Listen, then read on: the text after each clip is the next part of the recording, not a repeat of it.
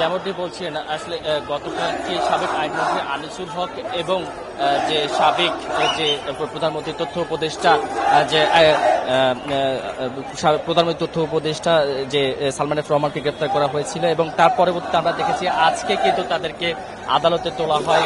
এর আগে তারা ডিবি কার্যালয়ে ছিল এবং ডিবি কার্যালয়ে থাকার পরপরই কিন্তু তাদেরকে সন্ধ্যার পরপরই যে সিএমএম আদালতে নিয়ে আসা হয়, চিফ মেট্রোপলিটন ম্যাজিস্ট্রেট আদালতে নিয়ে আসার পরে তাদের সেখানে পুলিশ তাদের রিমান্ড চায় এবং রিমান্ড চাওয়ার প্রেক্ষিতে কিন্তু তাদেরকে 10 দিনের রিমান্ড দেওয়া হয়েছে এবং এর পরে কিছুক্ষণের আগেই কিন্তু এই যে তাদের যে কোর্ট আদালতে উঠানো হয় এবং তারপরে কিন্তু কিছুক্ষণের মধ্যেই যে আইনজীবীরা রয়েছেন সেই আইনজীবীরা ব্রিফ করবেন এবং আরো বিস্তারিত জানাবেন। এবং একই সাথে যদি একটু জানিয়ে রাখি, এই যে সাবেক আইনমন্ত্রী আনিসুল হক এবং যে সালমান এফ রহমানের এই রায়ের পরে কিন্তু আমরা দেখেছি যে এই ক্ষেত্রে তাদের বাইরে কিন্তু এক ধরনের যে তাদেরকে ভুয়া ভুয়া স্লোগানে কিন্তু উপরে উঠেছে, অর্থাৎ বাইরে অনেক উৎসব জনতা জুতা থেকে শুরু করে ঝাড়ু থেকে শুরু করে নিয়ে বাইরে দাঁড়িয়ে আছে এবং তাদেরকে ভুয়া ভুয়া স্লোগানে কিন্তু এক ধরনের মানে যে মারমুখী অবস্থার মতো সৃষ্টি হয়েছে। সেক্ষেত্রে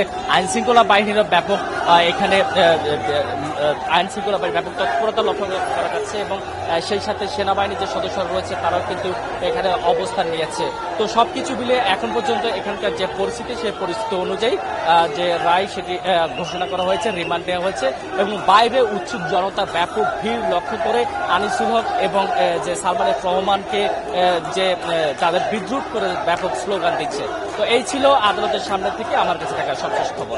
এই আজকে যারা কিনা এই খুন, যারা সাধারণ মানুষকে নিষ্পেষিত করেছে, নির্বিচারে গণহত্যা চালিয়েছে, তাদেরই প্রেতাত্মা সেই আইনমন্ত্রী কালা কানুন করে যাদের গলা টিপে ধরেছে সেই আনিসুল হককে বাংলাদেশের প্রশাসন ধরে ফেলছে এবং আজকে নিউ মার্কেট থানার একটি মামলায় আপনারা জানেন আনিসুল হক এবং সেই সালমান এফ রহমান, যিনি সারা বিশ্বে দরবেশ বাবা বলে খ্যাত, কুচক্রী মাফিয়াদের মাফিয়া সেরা শীর্ষস্থানীয়, যিনি এই বাংলাদেশে যত অত্যাচার নিপীড়ন হয় তার সাথে সবসময় উনি জড়িত ছিল। তার বিচার চাই। নিউ মার্কেট থানার চাকররা ছিল, উনি মূলত নিউ মার্কেট থানার আমাদের বিজ্ঞ ম্যাজিস্ট্রেট আদালত 28 নম্বরে শুনানি হয়েছে।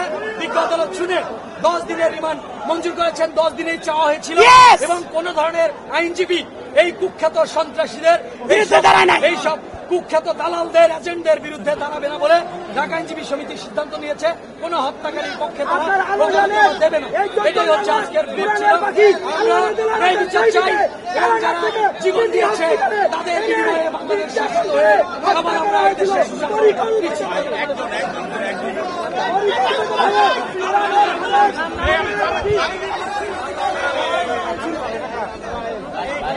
ভয়াবহ। হ্যাঁ, আপনি গাড়িটারে শুধুমাত্র লকটক করে রাখেন। হ্যাঁ, প্রয়োজনে হ্যাঁ ওখানে থাকে, কারণ বাইরে এদিকে অবস্থা ভয়াবহ, মানুষ দাঁড় নিয়ে তারা আছে।